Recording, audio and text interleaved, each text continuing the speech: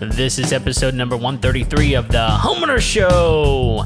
Whether you're a DIY or looking to hire, we're here to help you find the best information and options for you and your home. My name is Kevin Hackett, and here with me is Craig Williams. Hello, and welcome to Homeowner Show. We're glad that you could be with us while we record this new episode for you. That's right. The listener. The watcher. Well, on the Facebook Lives. Or on YouTube. It's possible. It's possible you could be watching on YouTube. That's right. We're over there as well on the interwebs. So, how you doing, Kev? Man, I'm doing really well. Today's a special day, and not just because it took us 2.5 hours to get this podcast up and running. This is a professional podcast, Kevin. It takes a little bit of time to get it up and running. So, professional is a word that anyway. So yeah, today's a special day for me. Why is today a special day? Well, today, 14 years ago, I married my wife. Hey, happy anniversary! Thank you. Yeah, it was really kind of an interesting morning because my daughter was having some challenges with life, and it wasn't anything big. In fact, it was very minuscule. It was eat that, and she was melting down. So I'm in the bathroom getting ready, making myself look like this, which took all of 3.5 seconds. But surprised it took that long. Yeah, exactly. So I'm getting ready, for the day, and my wife comes in just fuming. Absolutely, she's mad. She's frustrated. She like slams a cabinet door, which you know my wife, and that doesn't sound like her at all. I'm sure. Right.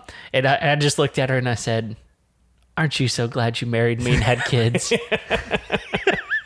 It made her laugh, which was my whole goal, was just to change her moment, So, oh my gosh. Yeah. So that's how I'm doing. How are you doing? Doing really good, man. Have you got some stuff prepared for the day? I would imagine. I hope. No, we don't want to spoil any surprises. Well, there are no surprises because we're actually going to do some stuff. My kids are going to their grandma's on Friday evening, so Saturday is going to kind of be our day. So today's just a normal day. Wednesdays are really, really long for me. I'm most of the time I'm out of the house by 8 or so, and I typically don't come home until 9 or 9:30 at night on Wednesdays. It's just really, really long days for me. Okay. So it's just difficult to do something on Wednesday. Gotcha. So okay. Well, cool. Well, I hope you have a good one. Thanks, man. So, despite your best efforts, I know you're going to do it. Exactly.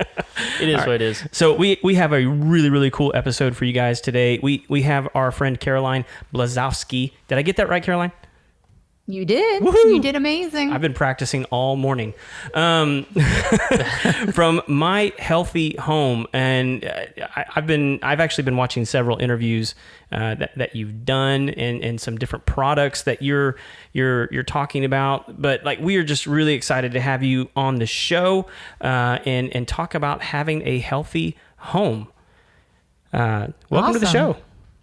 Thank you, guys. It's a pleasure to be here. Yeah, and you're joining us.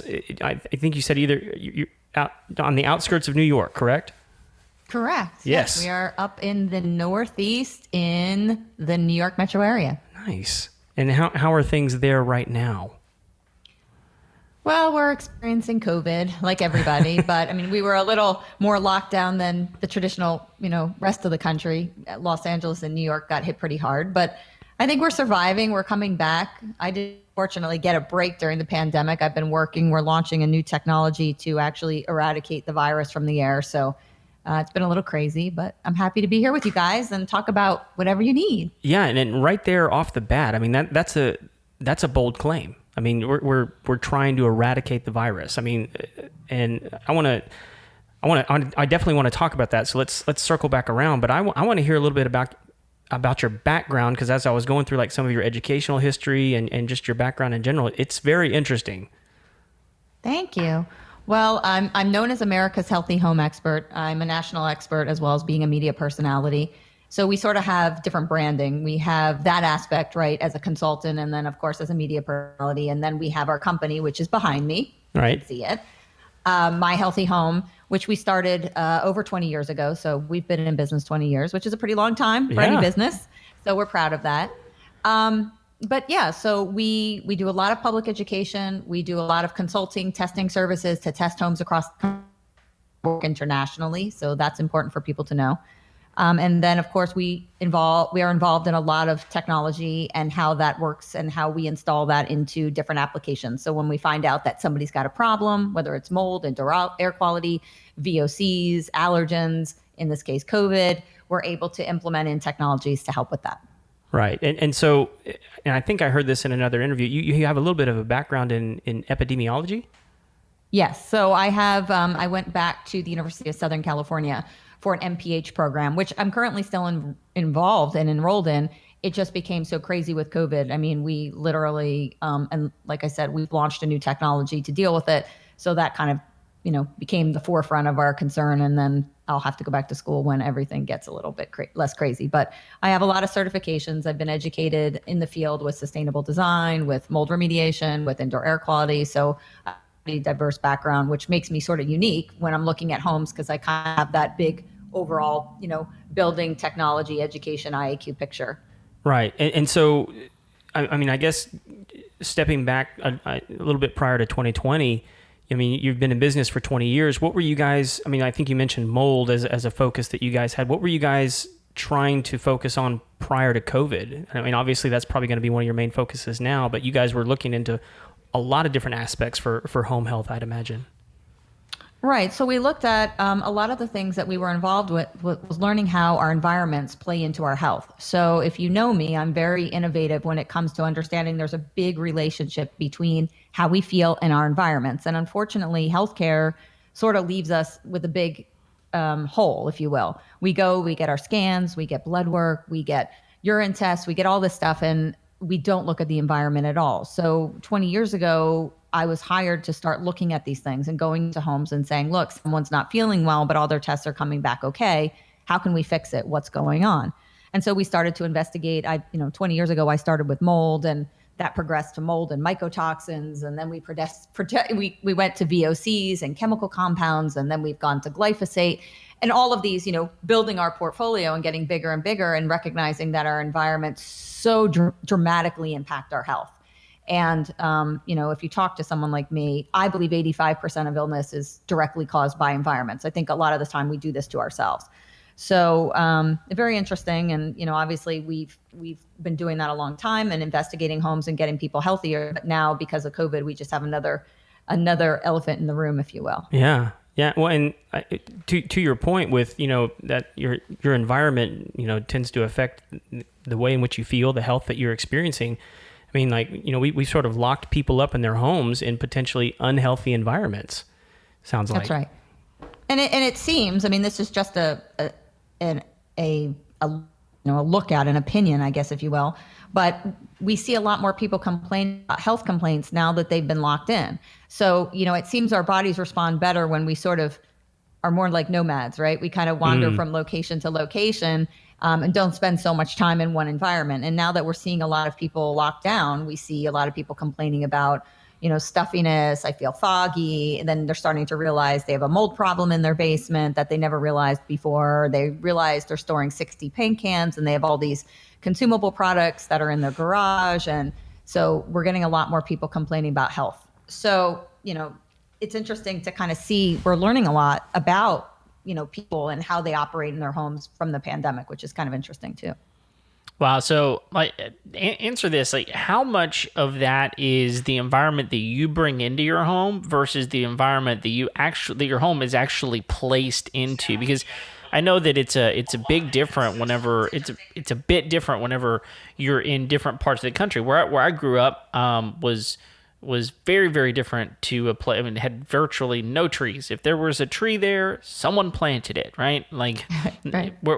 Compared to where we live now, there's trees everywhere, and there's bodies of water and those sorts of things. So how does some of those things play into that environment as well?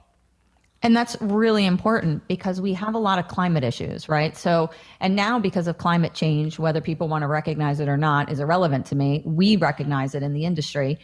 that climate change is really impacting our building structure. So we had problems that we built buildings in areas where they shouldn't have been built to begin with, right? So you'll put a building on a swamp, or maybe you're building a slab or a split in the Northeast that doesn't work well with condensation. So we had building problems before, and then we created these climate issues, which, whether it's storms, hurricanes, earthquakes, fires, whichever, that are promoting and producing all kinds of other contaminants. So your environment, as far as your structure around your home and where your home is placed, is important. But then, of course, how it's built is extremely important. And then, of course, what type of technology you're using is extremely important. And then, of course, how educated you are about what kind of products you bring into the home. So we use a model here. It's a triangle shape.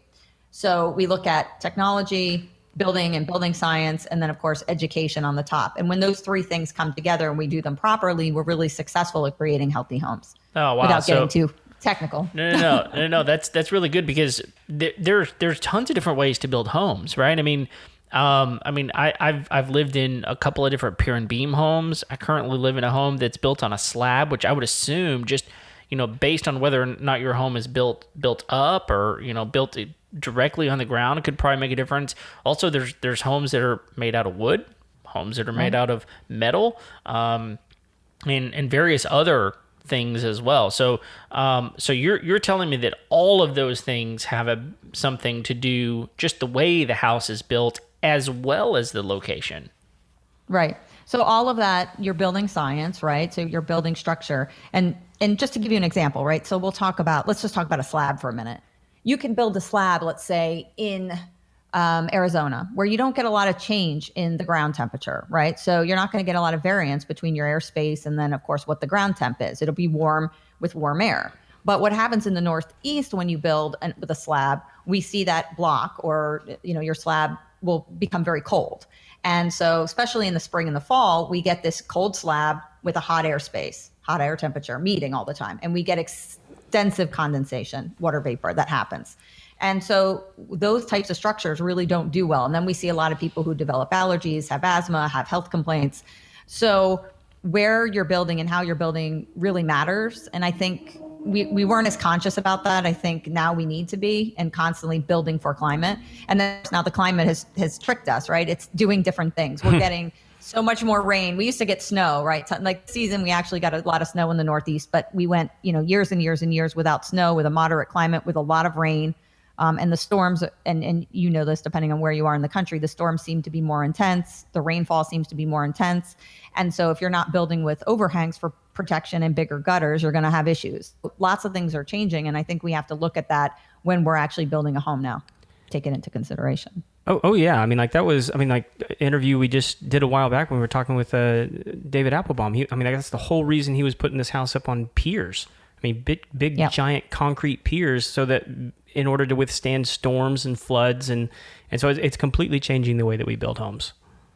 And also, like, what it's interesting is that because standards are passed down, and just because you get a code, we get lots of codes, right? And they say you got to build for energy efficiency, you have to build for fire. These things don't come without problems. And I think when you're a builder, an indoor air quality professional, architect, whatever industry you are in this building profession, you've got to realize that you're going to have to be innovative, because just because they tell you to build a certain way doesn't mean it's not coming without a consequence. Energy efficiency has created a huge moisture problem. We know that.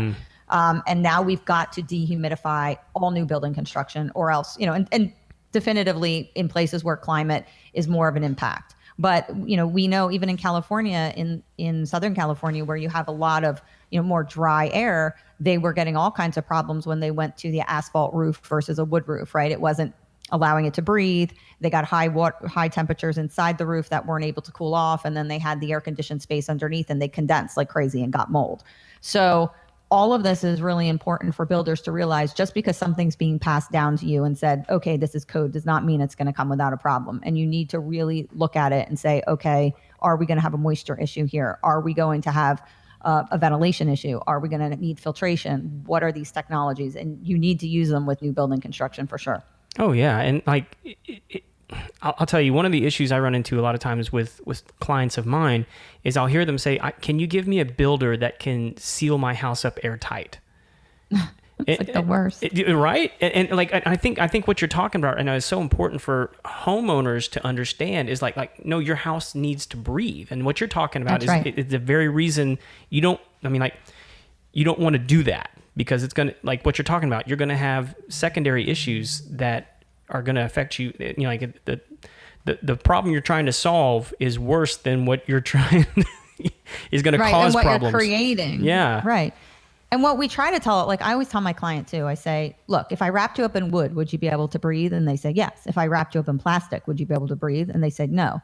I said, well, think about your building products like you. They need to have breathability as well. Yeah. And that is important. Like whether you're putting on a roof, you know, you need to allow airspace. You need to make sure you have ventilation, whether it's a ridge vent or you have soffits. You need to keep air flowing throughout the house. You don't want it to be stagnant. And so now we've really come to kind of teach clients about pressurization, how houses operate, you know, whether you're changing a positive pressure, you know, from a negative pressure. And I actually get my clients, it's so crazy, but I get them to buy smoker pens. Have you guys ever seen a smoker pen? I don't even know what that is. So it's a little pen and it puts out smoke. And then what you can do is see which direction the smoke will go, right? So let's use a bathroom, for example. If you were to shut your bathroom door and you're on the outside, bathroom's on the inside, you put the smoker pen under your door, and the smoke should go under the door. You always want your ventilation in your bathroom, right, to go from positive to negative. You want the airflow not coming out of the bathroom, because you obviously don't want to smell the NAS that comes out of your bathroom. But you want to have that airflow going towards the bathroom, not away from it. And that's what your vent fan's supposed to do. So I actually have my clients get them so they can understand how the airflow is operating in their house, which is really important because you don't want to be pulling air from bad locations. And even if you put on energy recovery ventilators and HRVs, that doesn't necessarily mean that you're not pulling from bad spaces. So it's a tidbit, you know, you get a smoker pen and then you see which way the smoke is going, and that tells you your pressurization, and it tells you where you're getting airflow from. So like if you don't want to pull from a garage, for example, you change pressurization in the garage so you don't get it coming into the house. It's just kind of a little neat tidbit to people to kind of think about. Yeah, and real quick, if you could educate us, because I don't know that everybody knows what a HRV is and what it does. So we have ways. So think about houses like a teeter-totter, right? So I always explain it like this: if air goes out, air has to come in. You always want to maintain a balance. And so when you turn on a bathroom fan or you turn on a kitchen fan, or you exhaust air to the outside, or you have flues and, you know, different things in chimneys that allow air to seep up or out, that has to have makeup air. So you have to bring air in. So as we ventilate, we've got to use ERVs and HRVs to bring in new air. And that's how we do it typically, because we don't want to pull from dirty wall cavities. The idea is we don't want to pull from a basement or maybe a garage where you could pull in volatile organics. So we dictate, or we try to control where that air is coming from. Sometimes this works, sometimes it doesn't, but this is the concept, right? Right. So we try to bring that air in. And for people who don't know, the ERVs and HRVs are different ways of bringing in fresh air. And these are technologies that are probably already within most people's homes. I mean, you think about like an exhaust fan in a bathroom or something like that. Yeah, I'd say, I've looked at 30,000 houses in my career. Most people don't have ERVs or HRVs. They don't. Okay. Newer construction will. It depends on the age of your home. But there are ways to bring in air, and that's what people have to realize, to bring in air so we kind of can dictate where that's coming from, and provide you with a source so the house is not constantly pulling air from bad locations. So is that automated? Like, so if you were to turn on, let's say your exhaust fan in your bathroom, does it then turn on this other thing to bring in air from another place? Is it automated that way? Yeah. So a lot of the systems now, Brone Newtone is, I happen to be their healthy home expert and have done pieces for them on healthy homes. And then also Panasonic. A lot of these companies are making what I call them IoT systems, Internet of Things, where they're connected. You'll see a lot of sensing systems now, right? Where you have a sensor, it senses you have humidity in the bathroom, for example, and then the system turns on and automatically pulls your fan and your fan starts going. So you don't have to think about it. As we progress, and we just recently had an indoor air quality global conference, and this is the thing: sensing systems, sensing for the occupant so they don't have to do it, sensing when you need fresh air, sensing when you have negative pressure or pressure changes, vents open. So it's a lot involved without going too into detail, but we're developing systems all the time that are going to do this for you, so you don't have to do it and think about it or know about it. It's just really incredible to think about because like you said, I mean, most people are probably, if nothing else, just very uneducated about what you're talking about. I mean, this is the first time I'm hearing of a lot of this type of stuff, right? This is state of the art. I mean, this is where the industry is going. We know we have these problems, and then obviously trying to do it for people, right? Trying to achieve because most homeowners don't know about it. So trying to achieve that space that has maybe low CO or CO2 that isn't getting out of control. So when too many people are in the structure and they're breathing out, and then you're getting lethargy and all the things, the system will turn on ventilation for you. Or maybe it's humidity control, or maybe it's volatile organic control. So that's where it's going. They're also going, which is an interesting thing. I've been contacted by some companies out in Silicon Valley where they want, when you visit a doctor, if you guys are familiar with like electronic medical records, right? So when you go visit a doctor, your whole biology goes into a system, and then it basically tells them, okay, well, they need this test, this blood work, this scan. And so what's happening now is they're going to try to incorporate an indoor air quality evaluation into your electronic medical record. So say you get all these scans and everything says it's okay, it will trigger a consultation with an indoor air quality professional to assess your environment. And I think that's amazingly cool. I really hope that that's something that happens, because that will allow this piece of our environment to be incorporated into healthcare and allow people to actually get assessments that they need.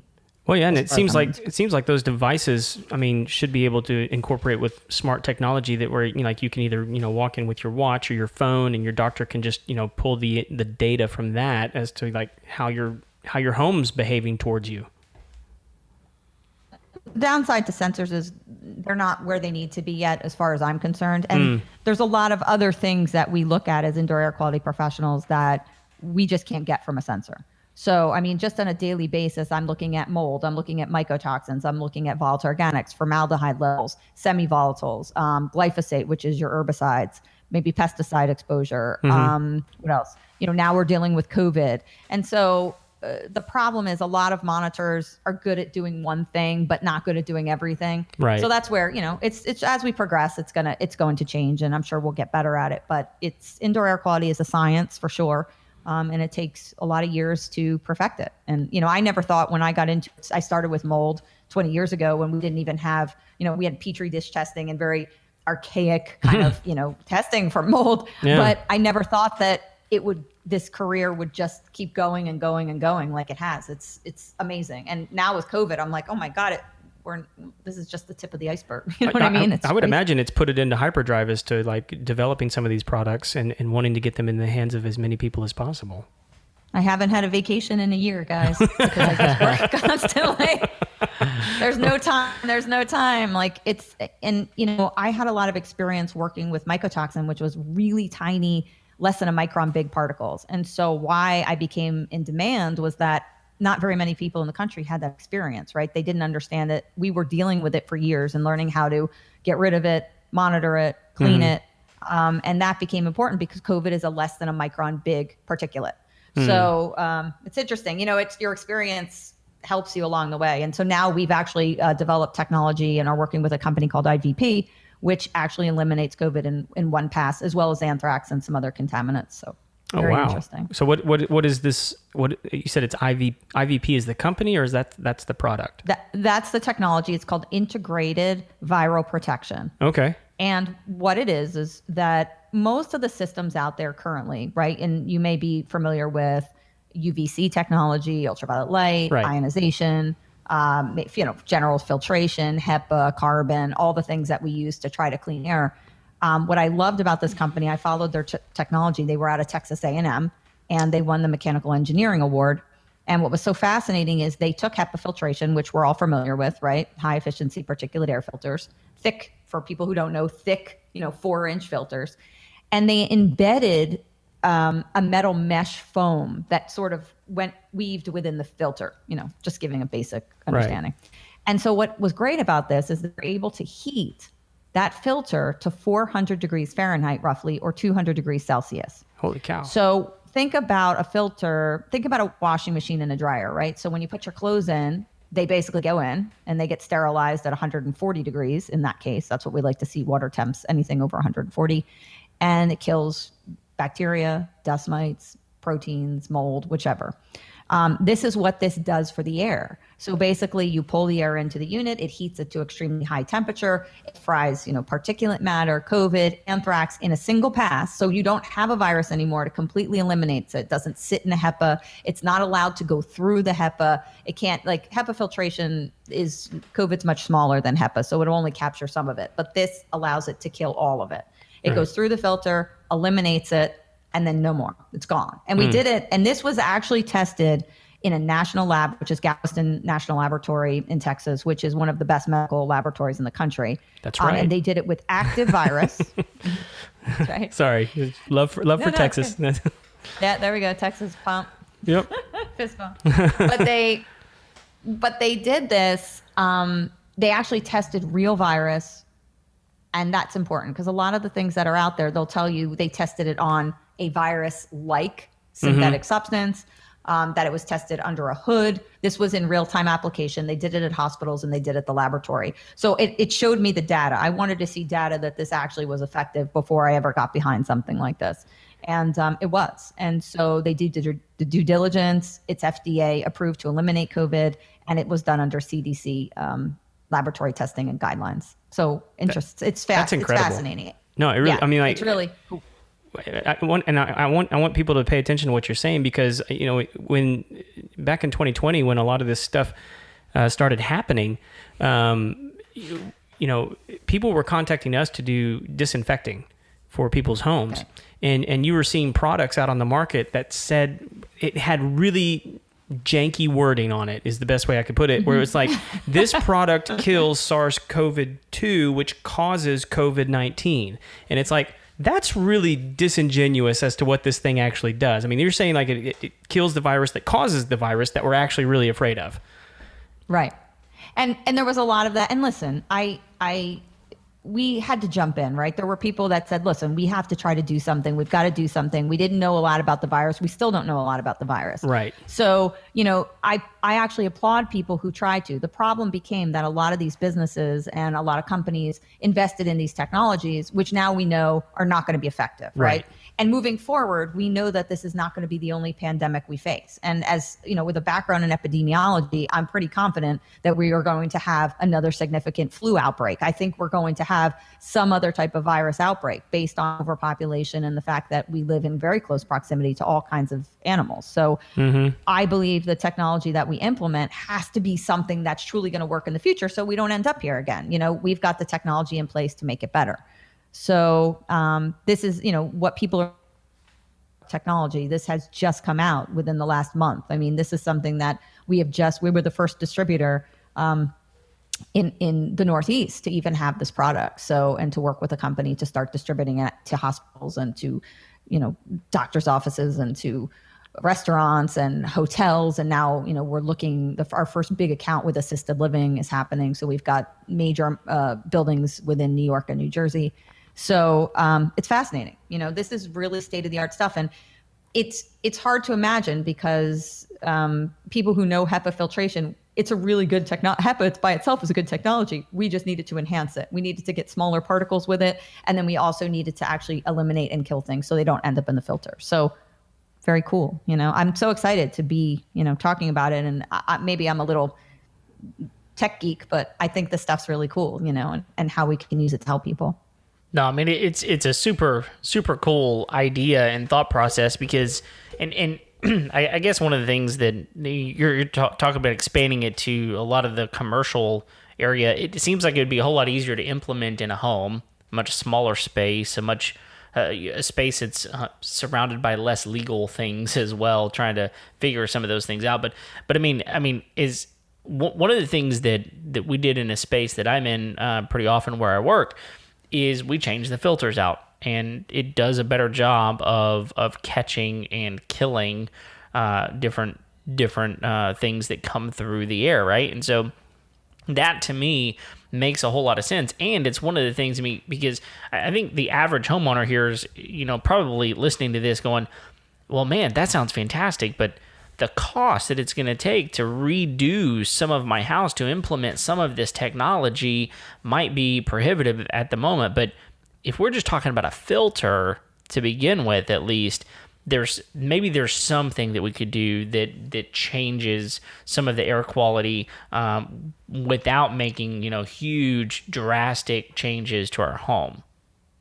Well, the interesting thing is that this type of technology, okay, so you can get mobile units which look like air purifiers, or we have giant ones that were at the Super Bowl this year, and also hotels. The Intercontinental Hotel in Houston has it. Some of the Hilton hotels have it. We're working with a whole chain of other hotels, 140 hotels internationally and nationally that will have it. And they're big. They're like these big cylinders that go up that do 50,000 square feet. Oh my gosh. So you have mobile units that can be placed, smaller ones that do 1,800 square feet. There's a travel unit, which is amazing to me. Does 350 square feet. You could use it in a room for kids, which I think is amazing. You could use it in, car sales. When people are driving around a car, they can have it with them. So they sanitize the car instead of using all these disinfectants, which we know have high volatile organics, are carcinogenic in some cases.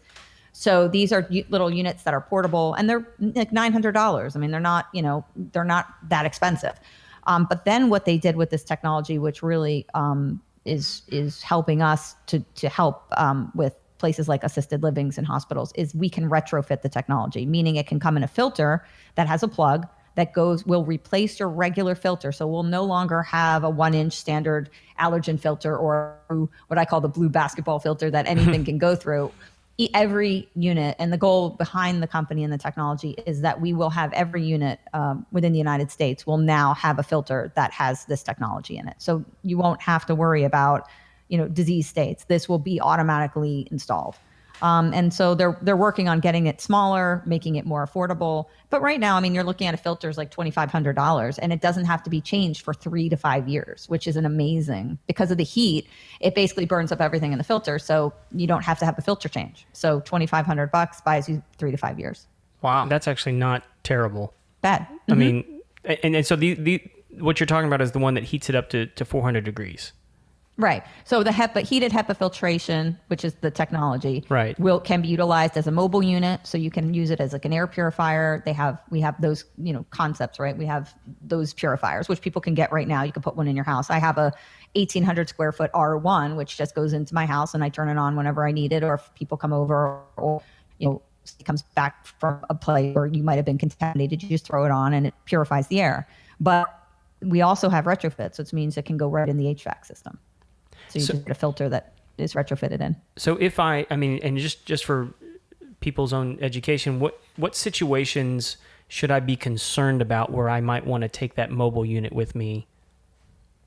I think like for dorms, like kids, it's so fantastic, right? It does about 350 square feet. You throw it in the dorm with the kids. They have it in their room.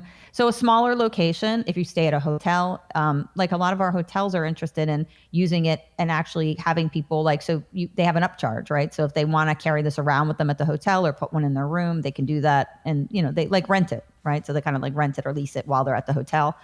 You can take it with you on a plane. It's battery packed, so it's really cool. My dad was like the first one. He's like, I want that. He said, get it for me. So we did, and he travels a lot, right? He goes, they're older, they're 75, so they just got the vaccine, but they want to be able to travel and feel like they're safe. So it's, for it's $990. To me, it's completely worth it. Yeah. So you're talking about some of these portable units, which is fantastic. How long? So let's say you're in a hotel room that's 350 square feet. How long does it take to cycle through to the point where it's cleansed, so to speak, that area of some of the problems that you might experience? Is it something you need to put in your room, take off, go somewhere else, go outside for a while or something? How long does that take? That's a great question. So the smaller ones, I would say it's about an hour, because it's just a tinier unit. The larger ones there's ASHRAE standards 2 air exchanges. We do 10. So you'll do 10 air exchanges an hour, which is pretty significant. And it pulls it right through. That takes about 15 minutes to clear a space. So once these start running and you put them on, it's very quick. The littler one just takes longer because it's smaller, right? It's not as powerful as the R1 or our V1, but they're able to clean the air very quickly within one pass, and you're getting about 10 air exchanges. Oh, wow. Yeah, so that's pretty helpful to know. Now, so how long do those last? I mean, is it something that you can change out a filter, or they use up their life expectancy and they're kind of done? What is the process Right. So there? on the mobile units, you will have to change the filter. With a continuous run, you'll get 2 years out of it. And most people don't time, right? You run it when you have an issue, so it'll be a 2-year run with a continuous, and a 3 to 5 year change when you have, you're not using it all the time. Okay. And what's great is, you guys know air purifiers at all. I mean, most of them, you've got to change them out every 6 months to a year anyway. So this is just much manageable, because what happens a lot with clients is that they put a purifier in, and I've seen this over the years, and we'll do a mold remediation job, and the client will complain. They'll say, "Oh, I still don't feel good. I think there's something else here." And we'll go back in and we'll test the air. And I'm like, "Well, no, that's gone. Like, you don't have toxic mold. You don't have any mold." And then all of a sudden I'll look over and I'll see the purifier sitting there. And I'm like, "Was this purifier here before we did the remediation?" And they say, "Yes." So we take it out and the client gets better. So what these filters do is they store all these things. Like, think about it like a big vacuum, and it's storing cat protein, dog protein, dust mite protein, maybe cockroach protein, maybe, volatile organics get stuck in there, maybe mold, mycotoxins, and it just carries it like a big bag, and it's still in your environment. It's not a hermetically sealed system. So if you're sensitive to a cat allergen and it's in there, it's in there. Yeah. So what I like about the HEPA option is that it gets so hot that it just burns it up, right? So you're not going to have this byproduct in there. And that's why the filter can last so long, because of the fact that it's not holding on to things. It's actually incinerating them. Wow. No, that's huge. So, so you mentioned the really, really, really big ones, right, for commercial, and then some smaller, so some smaller units. I've got a unit in my house it's a dehumidifier. We live in a very high humidity area, so just to kind of pull the humidity down in my house. But it's large enough to service my house. My house is about 2,400 square feet. So is there a portable unit like that, or is it better to go in and retrofit your HVAC system if you were going to do this in just your regular home? I mean, I kind of like the mobile units. That's why I chose to put an R1 in.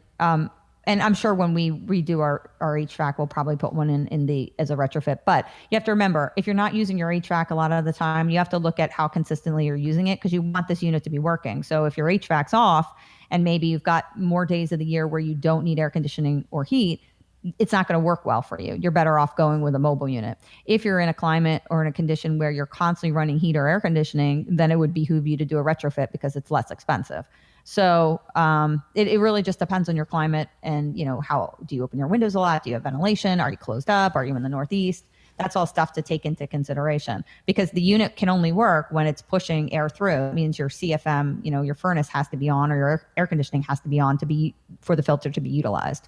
So where, if you have a portable unit, you can just turn it on when you need it. No, that makes a lot of sense. Where we live in Houston, our air conditioner is always on. Yep. I mean, we don't live in a favorable climate. I mean, it's rarely 65 to 70 degrees here in Houston. Well, and IVP is out of Houston, you guys. So that's, you'll see it a lot more, because that's it's made in Houston. So it's at the Intercontinental Hotel, right by MD Anderson. It's in bars and restaurants in Houston. So Texas has been really a proponent of this technology, because the owner and the creator of it, Mansour Harani, is a native to Houston. So nice. He's so he's a Houstonian. Yeah, that's right. Well, it's a good thing, since we've unleashed everybody now. That's true. Yeah. As of today, there are no mask mandates any longer here in Texas. So that filter has gone. How do you guys feel about? How do you feel about that? Would you still wear a mask regardless? Do you feel comfortable going out without one? What's your personal preference? For me, so like with my business, we've had our employees, anytime they engage with a customer, they need to have a mask on. Right. My personal comfort level, we go to parks and we go places all the time. We don't wear masks. Right. But like when we're around other people, if they're concerned, or if we think that they might be a high risk person, then we'll mask up. Like if we go to church, and then we also want to respect, people's businesses, because they have the option to say, like, we require a mask for you to enter this place. And if that's the case, I don't care. I'll put a mask on. Right. Yeah, right. I think that's smart. Yeah, I think this is a very controversial topic, and I'm fine being controversial in many ways, but like Me too. I think one of the things that a lot of Texans feel, Texas has long time been farming and different types of industry that a lot of people there's a lot of physical labor involved and those sorts of things for years and years and years. And so for a long time, I think Texans have not really wanted other people to tell them what to do. And so Right. There's a lot of people where we live who just really feel very strongly that's like, look, it's not that we don't want to wear a mask. I mean, we're fine wearing a mask whenever it makes sense and whenever, it's the healthiest thing to do, the smartest thing to do. We just don't feel like government should be telling us what we can do and what we can't do as far as wearing what we can wear and what we can't wear. So it's more of a many people around here have much more of a thought process of the government shouldn't be the one who dictates whether or not we should do that. We should have our own responsibility, our own moral code, so to speak, that tells us whether or not we should do something or not do something. Yeah. And I think, I think, and so I come from a New York, New Jersey background, right? So they're pretty tough up here too, right? Yeah, Nobody wants to be told what to do. Exactly. Nobody does up there. Yeah. Nope. Come talk to a New Jersey person if you think you can tell anybody what to do. No. But I mean, I think the thing is too, I mean, this is just my opinion. We've looked so to big pharma and pharma for our answers. And I can't understand when you have an airborne transmitted disease like this, how we cannot focus on indoor air quality and solutions. And that's why it blows my mind, because if you read articles, and, I've been in this from the beginning of the pandemic, we rarely hear about people talking about solutions for indoor air quality. It's Right. been a lot of the independent companies like myself and other companies that created the technologies like IBP, and there's other companies out there that have really pushed to say, hey, like, okay, we need to change the way we live. We need to change the way that we operate. China, which is kind of interesting, when I was at the Indoor Air Quality Conference, the global conference, there was a gentleman there who has a business in China talking about what we were talking about, IoT, right? The sensing systems. And China has implemented a lot of these systems because of their pollution factors. Like we never really had to in the United States because our pollution really isn't as bad as China's. So they were much ahead of technology in diagnosing problems. When you have sensors that alert you to particulate levels, that can tell you easily, like if you could potentially have a pandemic. So I think they had the technologies in place to be less affected. And also that region of the country, things come out. I mean, look, they've had SARS, they've had MERS. This is the first one that really got loose and affected people in such a dramatic way. And we just didn't have the technologies in place and the knowledge to be able to implement something for indoor air quality, because we just never really worried about it here. As far as our air quality is pretty decent. Yeah, to other parts of the world. I think you bring up a really, really good point. I don't want to skip over it, and that is that we should be focusing on the indoor quality because, for example, and I think this is another thing that a lot of Texans feel that I speak to at least is like, look, when you make the choice to walk into a restaurant and then remove your mask once you sit down, you're taking that risk to begin with. Like you're putting yourself in a position where you say, look, I'm at risk. I just am, because I'm choosing to make that choice. And so if that restaurant had some sort of air quality control, the risk factor goes way down, whether or not you have a mask on or don't have a mask on. And so, I think that it mitigates a problem that a mask couldn't even mitigate. I mean, because it's working constantly, right? So finding a way to fix the problem rather than, see where I'm going here, mask the problem is going to really change whether or not we're safe in an environment, whatever environment that is that we choose to be in. No, 100%. And I think, I saw people do really crazy things during the pandemic, right? So they would walk up. I was watching funerals that they had online, for example, and someone would walk up to the altar to speak. They'd take their mask down. They'd be speaking into the air. And we know this virus hangs. Now, this is interesting. If the humidity level is high, above 55%, we know the virus can stay 23 times longer in the air. So we know there's ways to directly impact how this virus lasts. But if you're speaking at a podium and then all of a sudden you put your mask back up, you walk away, and that person walks right into the airspace with their mask on, even though you're 6 feet apart, takes down their mask and starts talking, you're breathing in the same air. Right. So if that's in the air, like it made no sense to me. So I'm like, okay, so we have to, just like you said, we've got to fix the indoor air quality issue and how this operates. And we knew from the beginning of the pandemic, they did a study in Wuhan. And so they had everybody masked up. They had social distancing happening in a restaurant, and somebody was sitting next to a return and they coughed. And guess what happened? The entire building got infected because the return pulled that air up through the system, through the HVAC, and deposited it out throughout the whole building. And everybody got COVID. So it's a very efficient distribution system. That's right. That's right.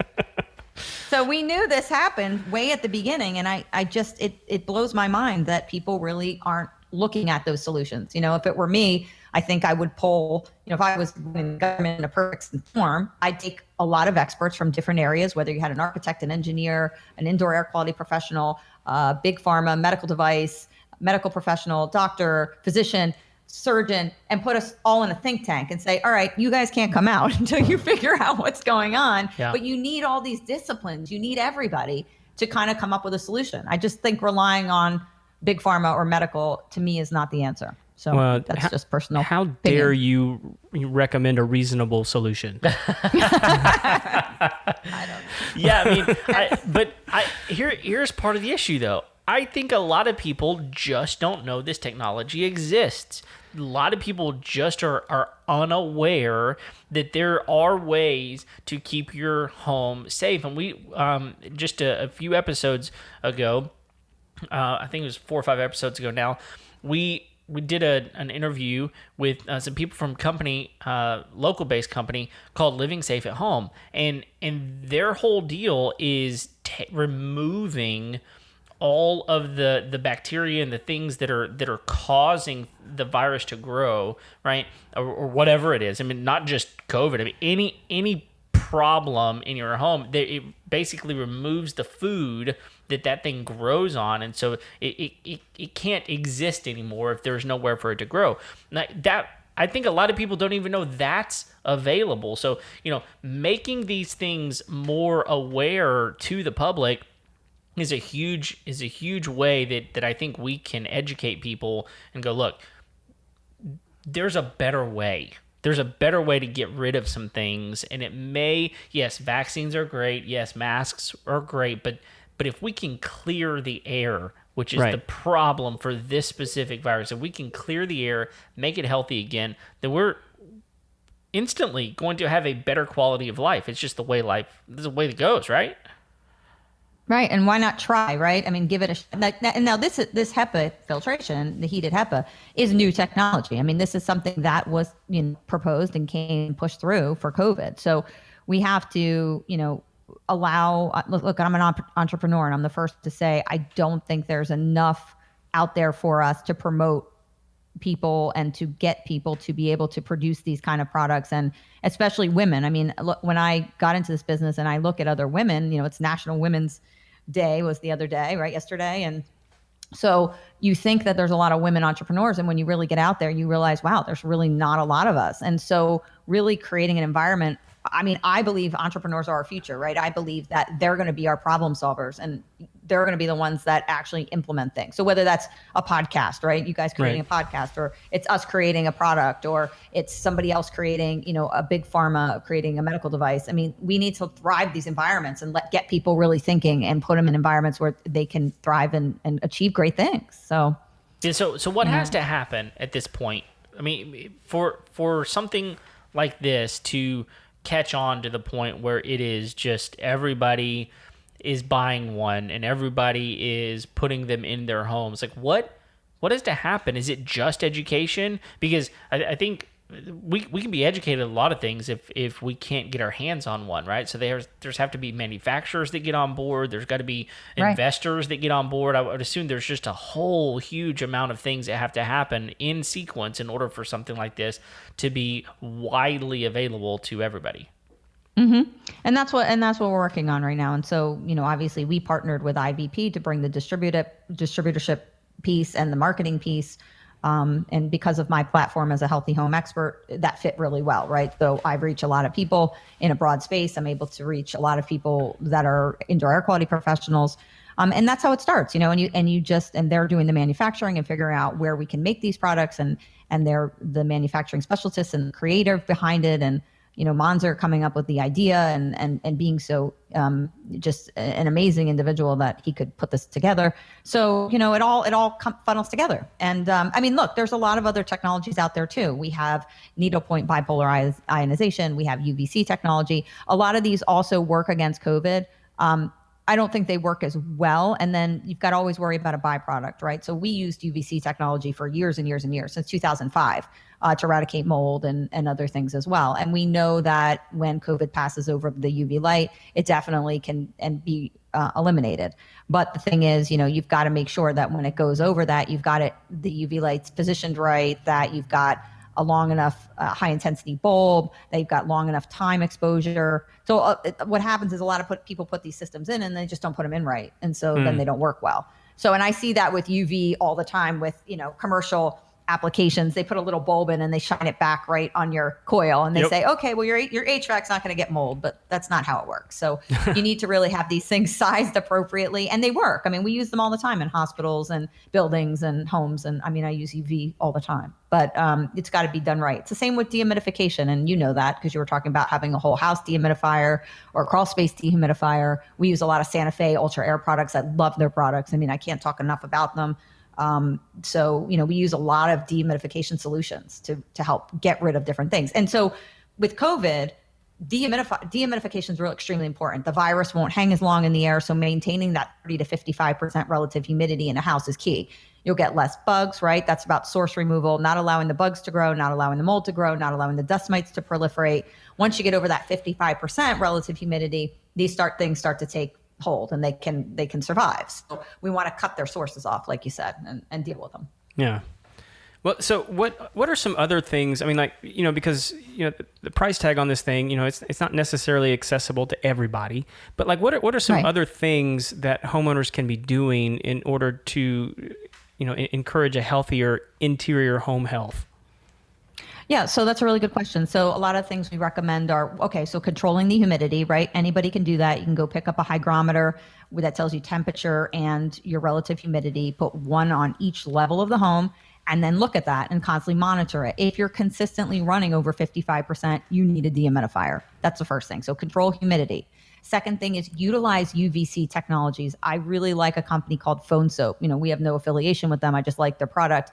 It sanitizes your phone. So you put your phone in, it has the right timing of UV light, right intensity, and basically takes 99.99% of all the virus and bacteria off your phone. Oh, wow. And we found, I started implementing these before COVID. I gave them as Christmas presents, which was so weird, and nobody got colds. And I'm like, there's got to be something to this. So, because, you touch your phone, you touch something else, and you easily pick up stuff. So make sure your phones, because we use them so much, they're such a part of our whole makeup now. Make sure sanitizing your phone. Make sure you're not wearing shoes, have inside shoes and outside shoes. Make sure you're washing all your bedding and your stuff at 140 degree temps or higher. So all of that is really valuable stuff that you can be doing in a home to improve hygiene. And if you are going to use disinfection products, use things like hydrogen peroxide, which don't have volatile organics that really, are so severe. Use that on, non-porous surfaces that can, take, aren't going to get bleached out from the product. So use hydrogen peroxide, use a mild soap and detergent. A lot of these things work really fantastic. So hydrogen peroxide, mild soaps instead of strong disinfectants, like, very powerful disinfectants that have a lot of alcohol base, because you get, and plus fragrance, because you get VOCs. Like when I test homes and I test air samples, we can tell when people are storing, like they'll go to Costco or wherever and they'll buy those big containers of the disinfection wipes, or they'll start wiping their house down crazy. And all of a sudden I get these levels back of like 1,500 nanograms a liter of volatile organics. And I'm like, what are you doing? And they're like, we're disinfecting our house. I'm like, yeah, but you're killing your indoor air quality and you're killing what's going into your lungs. Kill your lungs. Like, so, things have a byproduct. And unless you're going out somewhere where you have to really disinfect like that, soap and water works fantastic. We know that if you mix a little soap and water with a hydrogen peroxide, you can break up the COVID has like a lipid of the fat on the exterior of the shell of the the particulate. So you want to burn up that lipid, and soap, that's why you use soap and water on your hands, because it helps to penetrate into that structure. So if you use soap and water and then you use something like a hydrogen peroxide after, it works great. You don't have to go crazy with all the disinfection, because you can really make yourself sick. Yeah. For sure. So does the soap essentially like suffocate that lipid to dissolve it? It dissolves though. It's like it allows the whatever surfactant allows you to get to the interior of the particulate to destroy it, because it's a fat, right? So it goes, there's a word for it and I can't think of it off the top of my head, but it like kind of not neutralizes it, but allows the penetrate in, and then you want to use something to destroy it. Got it. So if you read about it on the internet, just read about surfactants and how they work. It's a whole process. I knew about it in the beginning of COVID because we had to know about it, and now my brain is like, doesn't need to know that anymore. It's like gone. But trying to really, general hygiene is always really important, and I think we forgot about that for a long time. I think no matter where you live, we kind of got lax about our food quality, and you see people handling food and money at the same time. I mean, how many times did I see that even before COVID, right? People would not be sanitary, and cleanliness is next to godliness, in my opinion. So you need to really just basic general hygiene is really important. Yeah, absolutely. No, I fuss at people about this all the time. It's just wash your hands. Yeah, you need, but we don't, unfortunately. How many times have I gone into like a sub shop or something, right? And I see the guy touch the money and he's actually making a sub, and that kind of stuff. And then you've got all these people in building structures. You don't have proper air quality. You're not changing filters. I mean, I've seen 30,000 houses in my career. Most of these houses you don't want to live in. And when I see how people live, it really concerns me. That's my job, right? I'm passionate about creating better spaces, but it starts with us. We have to make our spaces better, not store all the chemicals, make sure you're not storing gas in the house and 60 paint cans, and that you're actually cleaning. And, I have a rule of thumb. You guys have to vacuum as many times of people that you have in your house per week. So if you have 2 adults and 2 kids and a dog, that's 5. Technically, you should be vacuuming with a HEPA vac 5 times a week. Now, people aren't going to do it, but that's just giving you an idea of how often you need to be cleaning, so you can work up to that, or get in that mode of thinking, I really can't skip vacuuming. It's important. Well, and so you're obviously on top of this sphere. And so is there anything coming down the pipeline that you're just really excited about, that's maybe some technology that hasn't quite hit the public, something that's in development that's really going to be a game changer for, I mean, IVP is the newest one, right? I mean, that's within the last month that we've launched IVP. And I think, that's going to be a huge game changer for us. But just in general, I really like dehumidification. I think controlling relative humidity is very key. Making sure your house stays between 30 and 55%. Obviously, a lot of the ventilation solutions, I really like the bathroom fan. Bro-Newtone has a bathroom fan out that has a bacterial light attached to it. So basically, you can put it in the bathroom and it'll light the bathroom up and deter mold growth and bacterial growth. I like that. There's a lot really going on in the space. We see toilets that do all kinds of things with you from Toto. We see a lot of the touchless faucets. We're seeing obviously the IVP, the energy recovery ventilators. We're seeing a lot with ventilation fans. So it's an exciting time. And I definitely need technology. Like I said, you go back to that trifecta. You've got to educate so people don't bring paint cans into the house and make themselves sick with water damage and things like that. So you need the education piece. You need to build better. So we're not putting attached garages on our structures. Like in Canada, they've changed that, or we're ventilating an attached garage because of benzene exposure, which is increasing leukemia. So we have to build better. And then we need to utilize technology in places where we cannot solve a problem without it. So that's humidity control, ventilation, in this case, COVID, et cetera. So you need that model to work well. Well, since it keeps coming up, I mean, the humidity control, is there an accessible humidity control device that homeowners can look into, or do you have a couple of recommendations for what people could look into as far as devices to help control that in their home? I mean, I think the first thing is just get yourself a good Accurate system. Okay. I actually, what we have, I like the temperature. It tells you temp outside and temp inside, right? So it's a weather station. And then you can kind of use the device around, but especially if you have a basement and a crawl space, really try to put something down in there to monitor spaces where you don't go into them frequently and you really don't know what's happening. make sure your basements and crawl spaces all have dehumidification test, a device to tell you what's going on in there, so you can deal with it if it's above 55% for sure. Yeah, and I've got going back to that dehumidifier that I've got in my house.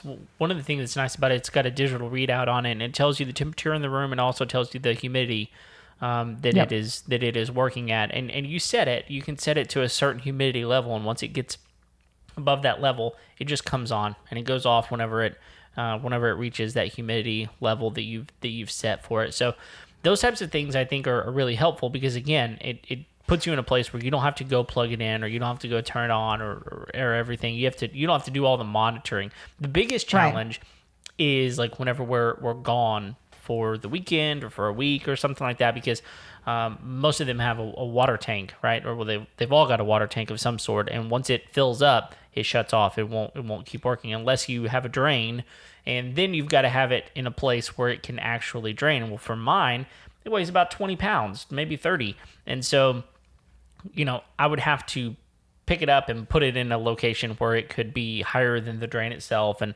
that becomes a little bit problematic. But I'm typically kind of the opinion, like, look, I'm not here for that week. I'm not here for that amount of time. It's not hurting me too much. The house is going to be fine for a week if it gets a little bit humid in here. And then whenever I get back, it comes back on. So I think there's ways to automate that. Yeah. So, I mean, most people, when we do our systems, right, we hook them up with a condensate pump. So you'll have a condensate pump that constantly drains for you, and then the unit can continuously run. You don't have to empty the reservoir, which is, definitely better. So we always do a condensate pump, make sure that you're draining, make sure you're monitoring it. There was something else we were talking about. And make sure when you're choosing a dehumidifier, make sure that you're choosing one that is a commercial grade. Okay, that's my first always recommendation, that it does have filtration above a MERV 13, or at least a MERV 13 rating, and that it's designed for optimal performance in your home. So make sure that you are searching for dehumidifiers that have those credentials for sure. Okay, sorry, Greg, go ahead. I was just going to say, do your homework. I mean, like, do your research and get the best that you can. I mean, yeah, definitely. Would you recommend, like, we've got one that is large enough for our whole home. We're on one story, but we've got an interesting home. I mean, it's got different, lots of different hallways and things like that. Would it be smarter for anyone to have multiple dehumidifiers if you don't have one built into your HVAC system, rather than to have one that just kind of works on the whole home? I mean, usually what I try to do is, it depends if you have a basement or a crawl space or what your application is, but I always work with dehumidification from the bottom down. So I always put the lowest level. I use the most optimal and strongest dehumidifier I can, because I can influence what's happening on the top levels. So always start with the bottom first, dehumidify that level, whichever that is, your basement, crawl space, slab, whichever, and then monitor what's going on upstairs. Because typically, because houses are built under negative pressure and stack effect, they'll pull up and out. So that you'll equalize your humidity upstairs. And the hotter the temperature, the lower the relative humidity. That's just, so basements and crawl spaces are typically your cooler zone. So they're going to have more relative humidity than upstairs. So if you deal with the bottom first, usually that will eradicate the problem upstairs. Okay. Makes sense. Awesome. Okay. Well, is there anything we haven't covered with you yet that you want to make sure that we talk about today? No, I mean, I think the other thing we can just talk about a little bit is like how people can get an assessment of their home and do it really easily. So yes, let's do that. Examiner here. So this is our product line. This is the Examiner, and I'm always liking to talk about our products, so thank you. But this, you can go to examiner.com.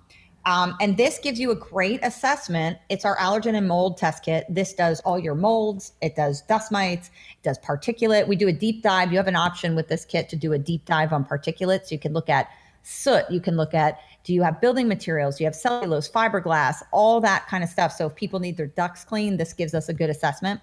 It's $400. You can pick it up. It does 3 samples inside the home, 1 sample outside. You can order additional samples if you need to. But this gives you a really good overview. And so we utilize this all the time with our clients, right? So when I want to say, hey, I want to know what's going on. You don't need me yet. Do the test, and then we'll see what's happening. So it's a great test. We designed it. This is our 2nd generation. So, we just advance it as we go, but easy to use. And, our clients use it all the time, especially with COVID. You can test your house yourself. You don't have to have us come in and go traipsing through. So is that something we can order from your website, or where can people get that? Yeah, they can. I mean, they can obviously call My Healthy Home, which is behind me. But they go to Examinair, EXAMINAIR.com. You can order it there, and you can look at all the information about it. So we have a separate website for it, but it is our product. Okay, and so it's not just a one-use product. You're saying you can actually get additional pieces for it if you need to go and use it again, right? Yeah, you can do that. Yes, you can do that. But the way it comes is that you'll take 3 samples inside the home, 1 sample outside the home. So it also gives us an interesting environmental look at what's going on outside. Like, do you have high pollen levels? Do you have high dander count, mold counts? So we can look at a lot of different things and really get a good environmental assessment, for relatively cheap. I mean, $400 gives you a lot. I mean, you get a lot of information, especially if you're having headaches, fibromyalgia, allergies, lethargy. You don't know what's wrong. You really need to do an assessment on your house. I mean, there's no question. Yeah, and so 20 years. When people use that, do they then gather the data and send it to you guys, or is it something that they can sort of distill themselves? There's 2 options. So they can do a consultation with us if they want to go over it and come up with solutions, or they can, just disseminate the information and use it as they see fit themselves. So that's an option built into it as well. Awesome. So they can or they can, wing it and do their own thing. Yeah, we mentioned the living safe at home people. I can see this working really, really well in conjunction with that. That it's not a replacement. Right. It's not something that that would be, oh, do this instead of. Like, this gives you the information you need to tell you, yeah, look, there's these issues, and it's kind of one of those deals, like how clean do you want your house to be, and how safe do you want your house to be? This is a place that you sleep, you eat, you go to the bathroom, you live, all of these sorts of things. And at the end of the day, it's a place that you spend a lot of time. And so making sure that it's safe is really, really important. So I'm really, really excited about this product. It's a pretty cool deal for sure. What I like too is that what it tells me, and you guys can appreciate this being builders, right? And construction and stuff, it tells me when people's bathrooms are due for a remodel, because people think they just do a bathroom or a kitchen and that's it, right? We can get 50 years out of it. And it's not true. I've got a 20-year threshold. If your bathroom or kitchen is over 20 years old with water sources and everything else, you need to remodel. Oh, wow. You cannot just expect to have a kitchen and it stays forever. So what this does is it gives me an indication, and I say to them, look, you've got a mold problem happening here. Maybe it's not something you have to address right now, but I'm telling you, you need a new kitchen or a new bathroom. And that's where it's extremely helpful. So people can put that on their pipeline and say, we did this test. And I recommend people test for mold every 3 years, because that gives you a baseline. And then you start testing to make sure, because behind the walls, condensation, toilets, showers, all that stuff. Yep. When you bring water sources in, you're getting mold. Every house has mold. So it's the amount of it that starts to become problematic in the kind. So you need to stay on top of these water sources. You cannot just let them go infinitely and say, my bathroom's 50 years old, I don't need to redo it. Forget it. You have to do it. Well, yeah, and I think there's contractors everywhere that just stood up and clapped for you. Like, look, if it's 20 years old, it just needs to go. You got to remodel this thing. Especially now, the products that we're using a lot more synthetic product that does not hold up to moisture. Like, when you did an old mud shower back in the day and you used your metal mesh and then you went over it with concrete, the durability was a lot better, unfortunately. But a lot of these products, especially if you're using drywall, people say, oh, well, I used green board, it's not going to get moldy. That's not true. All green board does is draw out the chance, right? Draw out the time period that something will get moldy. It doesn't deter mold at all. So you have to really on top of these products, they just don't hold up as well as they used to. So you need to make sure you're redoing bathrooms. You have to. Bathrooms in particular, like you cannot get away without it. So every 15 years, just be prepared. You've got to do a bathroom. Yeah, which may be doable. I just had a news flash come across the screen. The Congress passed another relief bill. Just so happened. you got some money coming your way. Yeah. If you're watching live, you just heard it live here, folks. Money. That's right. Yeah. That's right. Well, and I'm with you 100%. Like, I think that people just are unaware of what they're unaware of, and that's one of the reasons we're doing what we're doing, is just helping educate people, help giving people some more information about things that they are unaware of. So, man, this has been really, really good. Is there anything else that you want to mention before we get to the final thing that we do? No, I mean, I just think, guys, if you're going to be a homeowner, please, you've got to do your due diligence. Like, you don't have to be a homeowner. It's fine to rent. I tell people that all the time. But when you are a homeowner, there are things that must be done or you will be unhealthy. So you need to stay on top of those and really be vigilant about getting a good contractor, making sure you like your contractor. You can talk to your contractor. You guys can have good conversation and that they respect your opinion too. I really... Homeowners know a lot more than people give them credit for, and they know a lot about products. So it's really important for us as building professionals to listen to them too. So it has to be a mutually exclusive conversation. So make sure you guys talk to each other and make sure you're confident, but do the work. Like, don't blow it off and say, hey, I'm taking a vacation and I'm not going to do my kitchen or bathroom. It really can turn into a serious health issue. I deal with it all the time, and this is no joke. You need to keep on top of this stuff if you're going to be a homeowner. Right. Well, that's really, really good advice. So, well, thank you very, very much. It's been, very informative and really helpful, insightful, and you've given us a lot of information for us to think about, but I know that a lot of the listeners are sitting here probably minds blown, just like ours are a little bit here. Which I don't care really, what they really think. good. I learned a lot. Yeah, exactly. Thank you guys for doing shows like this, because if it weren't for you, we wouldn't be able to get the word out. So this is important, and I think people feel a lot more comfortable sometimes. The news is just a snippet of what we need. So sometimes more in-depth podcasts like this are so helpful. Yeah. Oh, absolutely. Got a way to go. No, 100%.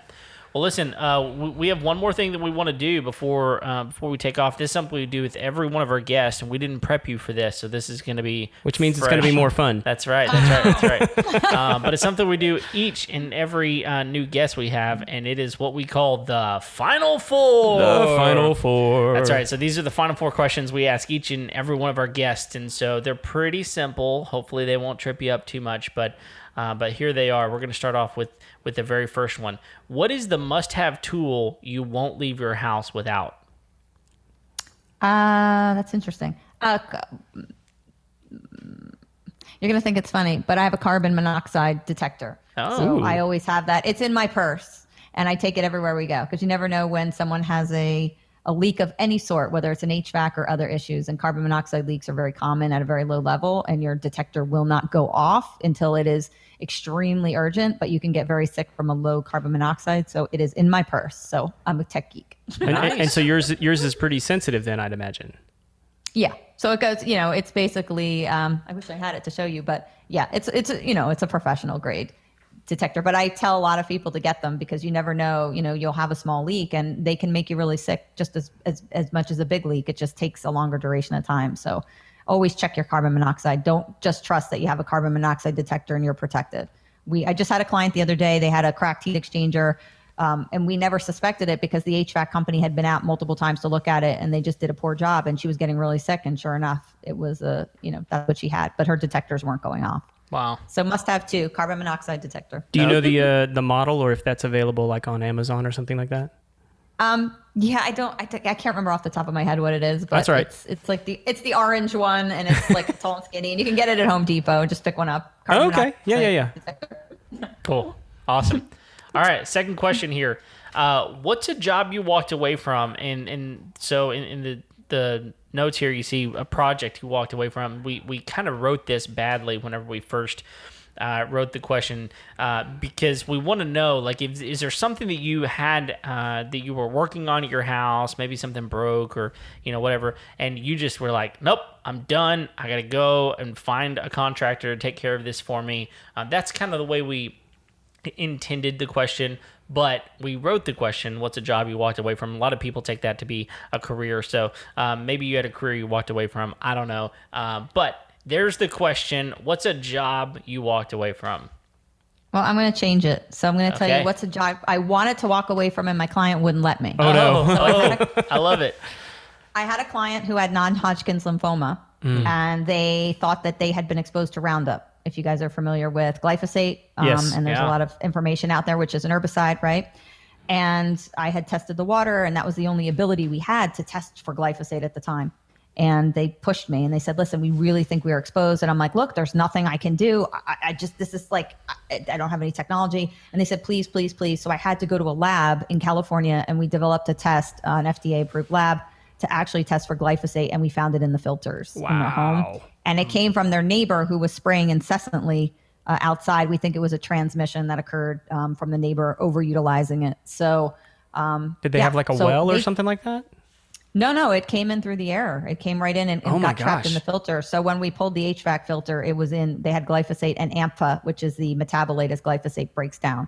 So, and my client hadn't used it in 2.5 years. So we deducted that it did come in from the neighbor spraying. So we're a community, guys. And like anything you do, you are not affecting somebody else. You have to realize that we all have to work together in all of these things. So people don't realize how big issues like drift. And yes, I mean, because like when you're spraying things like that, there's additives that you can put to make sure that it doesn't do that, and that sounds like massive overspraying to be able to get in the air like that. That's crazy. My opinion on that is that these herbicides, we need them in agriculture for lots of reasons, but they're not something that a residential customer should ever have their hands on for many reasons. You and I haven't agreed more about anything so much today as that. Yeah. Good Lord. So I tried to walk away and they wouldn't, and thank God. And then I ended up presenting it at the Indoor Air Quality Conference. So see, your clients know more than you. They can push you, and sometimes you need to listen to them. There you go. Very, very cool. Awesome. Man, what a great story. Yeah. Cool. All right. Third question. How do you wind down at the end of a long day? Oh, God. I wish I had a better technique. If it works, it works. Yeah. I mean, it's so hard because, like, especially like we just shot a commercial for one of our dehumidifier clients, and like after being we did a shoot that was like 14 hours long, and then they didn't leave till 11 o'clock at night, and you're so wired from the lights, and you try to sleep and you can't. But I mean, I just get in the bed and I have one of those big weighted blankets. Do you guys know those? Yeah. Yeah. The weights, and so I just wrap myself up like a whoopee. And I just I'm weird. I like to put it over my head and I go like into like a cocoon. I don't know, call it like back to like being in the womb. I don't know what it is, but I do that. And then I get under there and just kind of try to relax. And I'm a music buff. So anyone who knows me, if you know Eric G, we're big music people. So any kind of music is good. Well, so we'll do this real quick because he actually sent us a question for you. And his question was, what is her favorite rock band? Oh God, I can't. I am such a music buff. I mean, I like everybody. I mean, if I had to pick, I mean, Van Halen was always one of my favorites. They're way up there, but which version of Van Halen though? I like them both. I'm a Roth and a Hagar, but I mean, Eddie Van Halen was my icon. He was my crush from childhood. So, I was totally devastated when he passed. So. Gone too soon. But, it's that's a hard one for me because Eric knows I love music of all genres. Yeah, he's just picking on you now, isn't he? Yeah, that's what it is. All right, last question. What's one of the best pieces of wisdom or advice you've ever received? That's really good. I just think that when life, and it's so cliche, and I hate to say it, but when life gives you a lemon, there's a lemonade in it. I think that you can constantly, no matter what bad scenario is presented, there's always something good. Like always, like no matter what you look at, like if you look at the trees, right? The trees are beautiful, they need their leaves, but they have pollen, right? So there's always a negative and positive to everything. And I think you focus more on the positive and what you can learn from it. And sometimes you fail. I mean, I've failed a million times, right? And then you just get up, you dust yourself off and you keep going and you look for the positive in it. And there's always something there. So, don't get so down. It's all how you look at stuff. There's always a positive and negative in there somewhere. Awesome.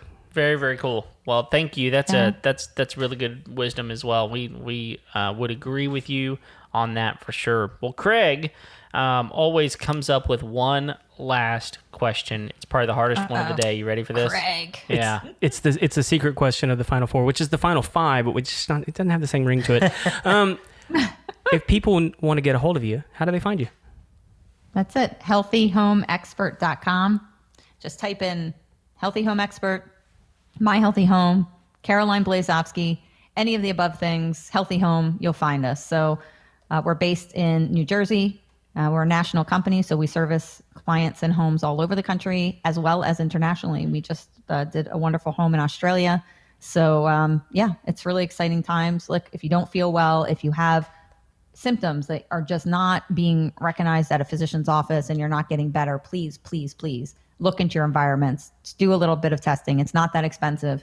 and try to figure out, if something in your environment's making you sick, because it probably is. And they can find you Facebook, Instagram, all those places Everything. as well? Yep. Healthy Home Expert on Facebook, Instagram, LinkedIn. What else? Twitter, wherever they want to go. Healthy Home Expert or My Healthy Home. We'll link all that up in the show notes for you. Thank you so much for jumping on the show. Oh, you guys are so sweet. You're sweet to have me, and I appreciate being here, and I hope some of your audience really benefits. Yeah. I know they will. Yeah, most definitely. Well, cool. Well, thank you again. Thank you for being here. Thank you, all of you who are listening, whether it's live or on audio or video through YouTube. Thank you so much. We would really, really appreciate it if you'd take a moment, go over to iTunes and leave us a rating and review. That would be fantastic. Subscribe wherever you listen, and give us a like on Facebook. That would be awesome as well. We are just doing everything we can to provide you with this great content that we're doing. And Caroline, you've been really, really helpful, and so I know people are going to be benefiting from this from years and years to come. So we're doing everything we can to put out an episode each and every Tuesday. So thank you for being with us. But until then, we'll see you next time. See ya. Bye, guys.